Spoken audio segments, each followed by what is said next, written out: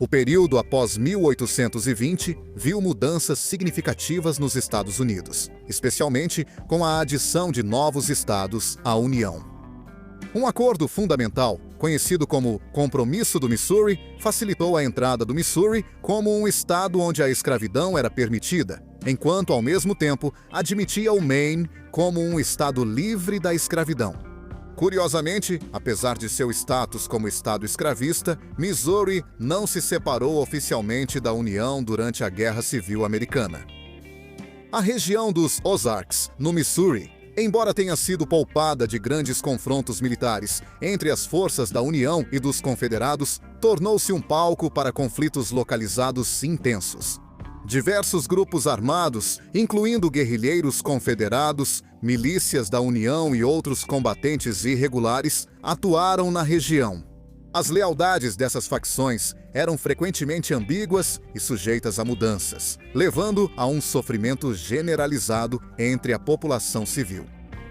Os moradores enfrentavam inúmeros perigos, incluindo ataques físicos, roubo de propriedades e, em alguns casos extremos, assassinatos brutais, onde as vítimas eram cruelmente decapitadas e suas cabeças exibidas publicamente.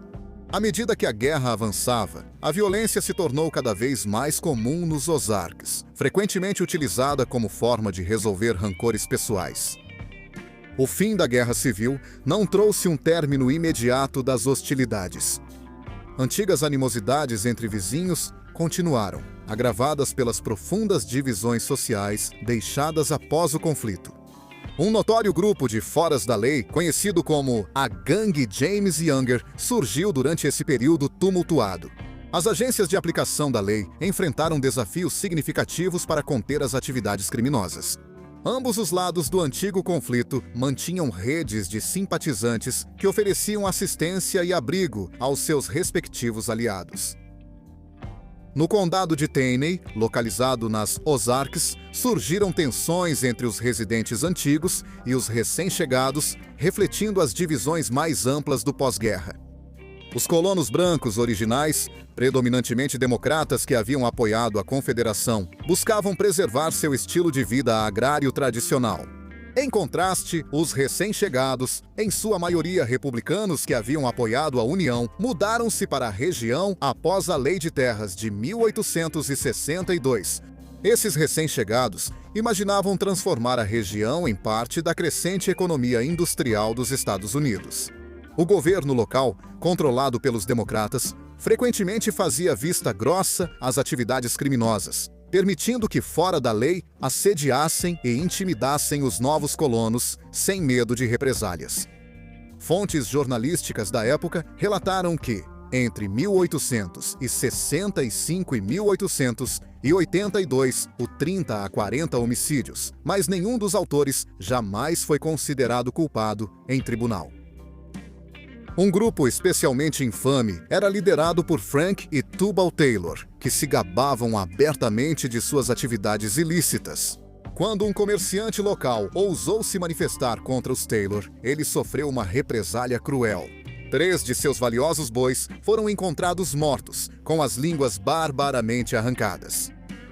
Diante da desenfreada falta de lei, 2 homicídios não resolvidos foram ligados ao influente clã Taylor. Uma coalizão de 13 respeitados membros da comunidade formou um comitê de vigilância. Esse grupo, composto por empresários, lojistas e agentes da lei, se autodenominou Comitê para a Lei e a Ordem. A motivação deles vinha não apenas da ousada criminalidade dos irmãos Taylor, mas também do caos generalizado que tomou conta da região desde o início da reconstrução pós-Guerra Civil.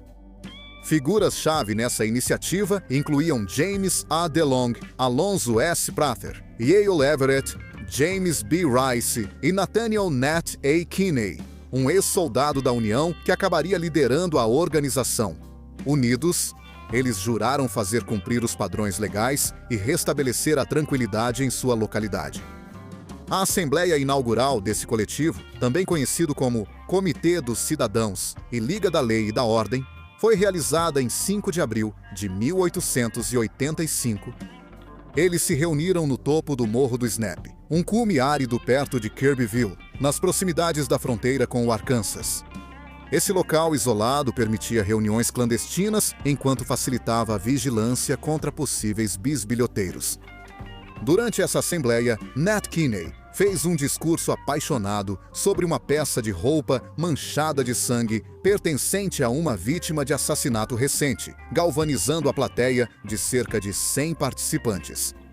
Kinney, reconhecido por sua liderança, habilidade e engajamento cívico, havia se mudado para a região em 1883, onde iniciou uma escola dominical e participou ativamente de sociedades fraternais locais. Sua retórica comovente levou à eleição unânime de Kinney como líder ou chefe do grupo. Posteriormente, a organização passou a ser conhecida como Bald Knobbers, logo após a criação do grupo. Um membro que administrava uma loja de variedades e fazia negócios regularmente com Frank Taylor recusou-se a lhe conceder mais crédito. Enfurecido, Frank depredou o estabelecimento. No dia seguinte, o proprietário registrou uma queixa oficial contra Frank, embora Frank tenha pago fiança rapidamente. Ele voltou à loja, acompanhado de ninguém menos que seu irmão Tubal e um associado, onde juntos abriram fogo, ferindo tanto o lojista quanto sua esposa. Apesar de se entregarem às autoridades locais, os irmãos Taylor esperavam apenas uma breve prisão, considerando seu histórico de escapar de consequências graves. No entanto, naquela noite, um grupo de Baldkin Bears infiltrou a cidade de Forsyth, invadiu a cadeia e fugiu com os irmãos. Ao amanhecer, Frank e Tubal foram encontrados pendurados em um carvalho nos arredores da cidade. Um bilhete preso à roupa de Tubal proclamava: "Cuidado!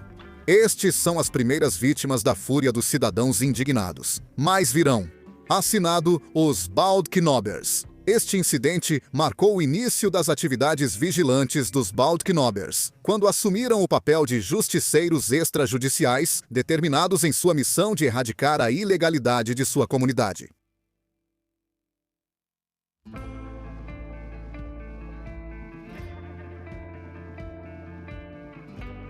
A execução dos irmãos Taylor marcou um ponto de virada para os Bald Knobbers. A notoriedade deles por si só passou a ser suficiente para deter possíveis encrenqueiros, eliminando a necessidade de novos atos violentos. Inicialmente, o grupo concentrou-se em afastar elementos criminosos e restabelecer a ordem social. No entanto, após expulsarem com sucessos fora da lei, eles redirecionaram seu foco para indivíduos que consideravam obstáculos ao desenvolvimento econômico da região.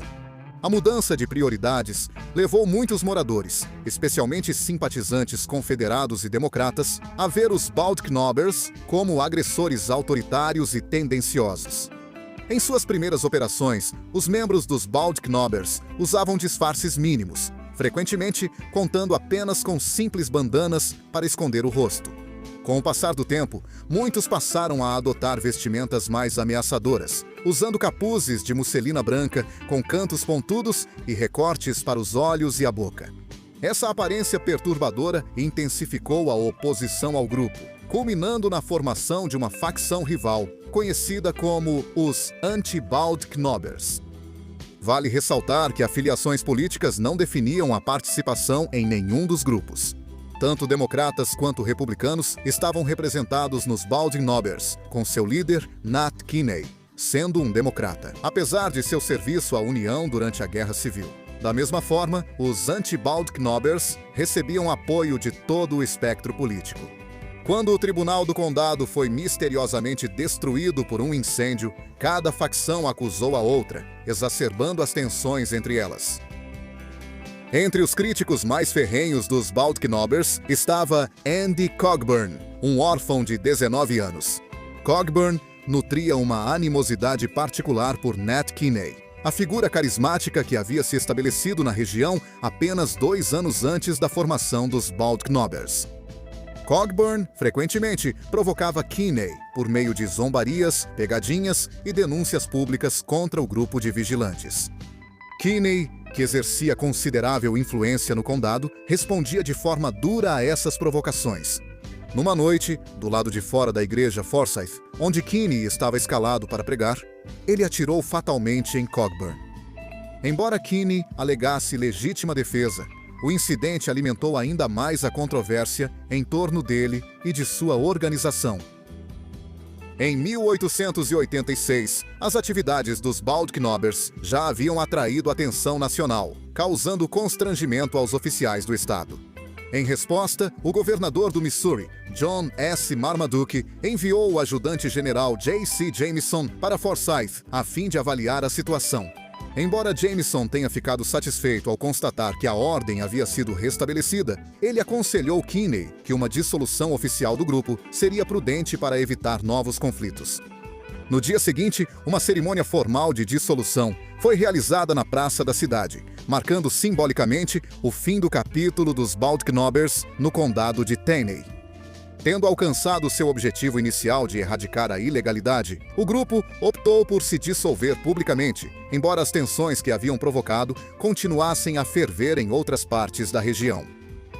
Durante o verão de 1885, o sucesso dos Baldknobbers originais no condado de Taney levou moradores dos condados de Christian e Douglas a procurarem Nat Kinney em busca de orientação para criar grupos semelhantes. Embora Kinney tenha oferecido sua ajuda de bom grado, esses novos grupos rapidamente se desviaram do propósito inicial da organização. Ao contrário de seus predecessores do condado de Taney, que priorizavam a manutenção da lei e da ordem, esses ramos dos condados vizinhos desenvolveram agendas mais radicais. O conceito de vigilantes noturnos operando disfarçados já havia se enraizado em condados como Christian, Douglas, Greene e Stone.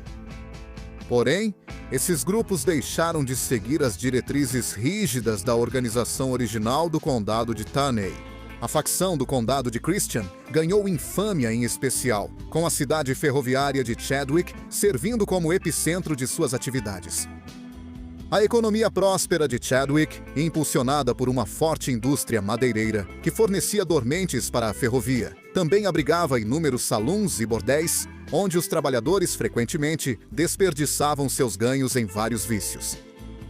Em nítido contraste com o foco dos Baldknobbers do condado de Taney na prevenção do crime, os capítulos dos condados de Christian e Douglas assumiram o papel de defensores da moralidade. Seus alvos iam além dos infratores da lei, incluindo homens considerados negligentes com seus deveres familiares ou que levavam vidas imorais. As ações do grupo incluíam demolir tavernas, açoitar suspeitos de adultério ou poligamia e agredir aqueles que se associavam a mulheres que consideravam de má reputação. Sob a liderança de Dave Walker, os Baldknobbers do condado de Christian adotaram uma cruzada moral cada vez mais agressiva. Seu filho, Billy Walker, de 17 anos, ganhou notoriedade por seu comportamento imprudente dentro do grupo.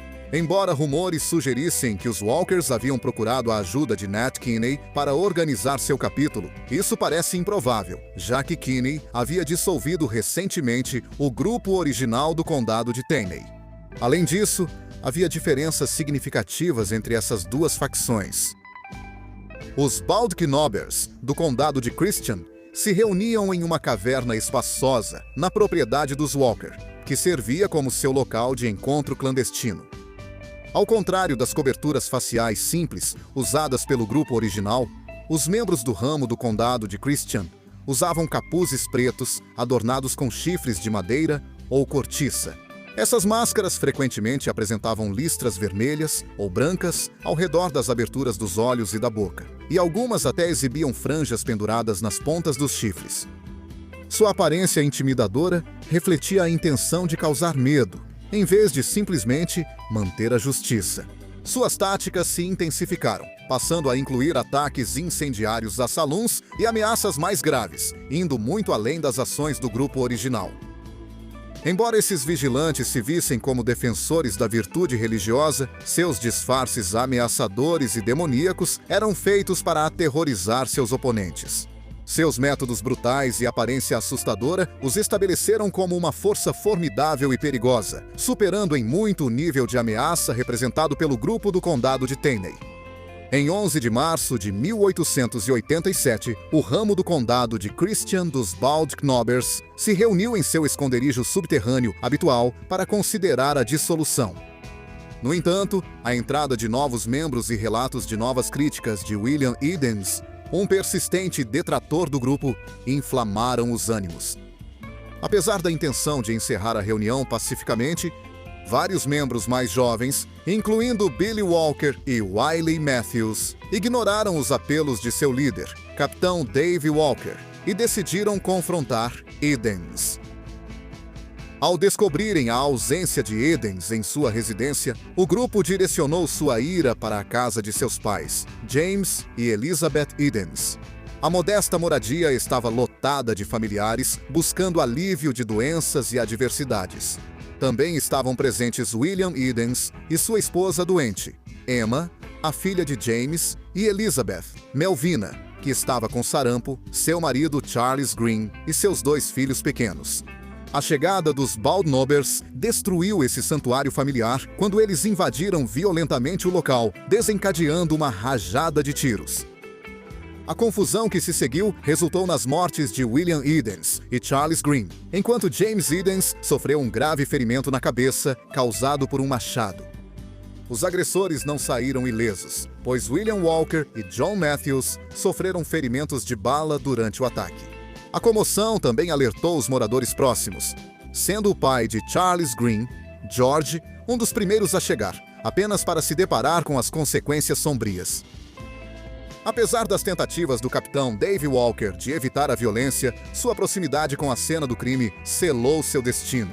Nos 18 meses seguintes, mais de 80 pessoas foram indiciadas e levadas a julgamento por seu envolvimento no massacre, atraindo a atenção da mídia mundial. Após inúmeros processos judiciais, 4 homens foram condenados à pena de morte: Dave Walker, seu jovem filho Billy, o diácono John Matthews e Wiley Matthews. No entanto, a fuga bem-sucedida de Wiley da cadeia recém-construída deixou apenas 3 para enfrentar a consequência máxima por seu papel no reinado de terror dos Baldknobbers. A brutalidade desse incidente marcou um ponto de virada, pondo fim ao poder desenfreado do grupo de justiceiros e expondo o lado sombrio de sua autoproclamada cruzada moral.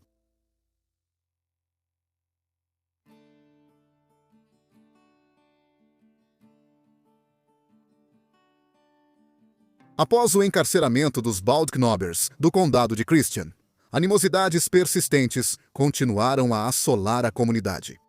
Os anti-Baldknobbers, especialmente ressentidos com Nat Kinney, o ex-líder dos Baldknobbers, visto como um intruso, orquestraram sua vingança em agosto de 1888. Eles designaram Billy Miles, o agricultor local, para executar o plano. Miles entrou em um estabelecimento onde Kinney trabalhava e atirou fatalmente nele 3 vezes. Em seguida, Miles se rendeu pacificamente, alegando que tudo foi legítima defesa. Apesar das circunstâncias, ele foi rapidamente absolvido, um evento que novamente atraiu a atenção da mídia mundial. Ao mesmo tempo, a execução iminente dos Baldknobbers do condado de Christian se aproximava, marcada para 10 de maio de 1889. Após uma noite de reflexão espiritual, Dave Walker, seu filho Billy e John Matthews foram escoltados até a forca. No entanto, o xerife inexperiente, que havia construído o cadafalso ele mesmo, acabou estragando o enforcamento sem querer. Cordas excessivamente longas fizeram com que os condenados se debatessem de forma grotesca, com os pés apenas roçando o chão. Em uma reviravolta horrível, a corda de Billy Walker arrebentou, exigindo uma segunda tentativa. Após agonizantes 34 minutos, o último homem morreu. Essa execução desastrosa foi amplamente condenada. Quando a saga dos Baldknobbers parecia chegar ao fim, as autoridades buscaram retribuição pelo assassinato de Nat Kinney. Em julho de 1889, o xerife Galba Branson e o caçador de recompensas Ed Funk confrontaram Billy Miles em uma celebração do Dia da Independência perto de Kirbyville. Uma violenta altercação ocorreu entre as forças da lei e os aliados de Billy Miles, resultando na morte tanto de Funk quanto de Branson. Embora Billy Miles e seus irmãos tenham escapado da captura, esse incidente manchou ainda mais a reputação dos Baldknobbers, solidificando a oposição pública ao grupo. De uma vez por todas, o confronto e tiroteio em Kirbyville, simbolicamente, encerraram a influência dos Baldknobbers. Embora inicialmente fossem tolerados por seu tratamento severo aos malfeitores, seus ataques brutais, especialmente contra famílias, ultrapassaram os limites da sociedade. Embora incidentes esporádicos de vigilantismo mascarado tenham persistido em alguns condados até o início dos anos 1900, com relatos ocasionais de linchamentos por indivíduos disfarçados, continuando até a década de 1920, o reinado de terror dos Baldknobbers havia cessado efetivamente. Apesar de sua queda, a narrativa dos Baldknobbers rapidamente permeou a cultura popular. Já em 1887, uma produção teatral intitulada A Tragédia dos Baldknob, dos condados de Tanay e Christian, foi dramatizada em uma história. Em 1907, o romance de Harold Bell Wright, O Pastor das Colinas, retratou Baldknobbers fictícios como antagonistas, catalisando a indústria do turismo de Branson. Mais tarde, a família Mabe lançou um show de música country e comédia chamado Baldknobbers, aproveitando o nome do grupo por sua excentricidade e não pela precisão histórica. Atrações contemporâneas, como a montanha-russa Indoor Fire in the Hole, da Silver Dollar City, incorporam temas dos Baldknobbers em aventuras fictícias, embora desconectadas de eventos reais. De uma perspectiva moderna, embora os Baldknobbers possam parecer fora da lei rebeldes, seu tipo de vigilantismo era emblemático de uma tradição mais ampla na história da fronteira dos Estados Unidos. Desde a fundação do país, a resistência violenta contra a suposta falta de lei tem sido um tema recorrente. A aspiração de controlar e colonizar regiões selvagens, assim como no Velho Oeste, frequentemente resultava em consequências brutais e sangrentas. Embora a era dos Baldknobbers tenha passado, seu legado de justiça da fronteira perdura como um conto de advertência, ilustrando a união pouco ortodoxa entre os perigos e as necessidades do vigilantismo em uma terra de pura e absoluta ausência de lei.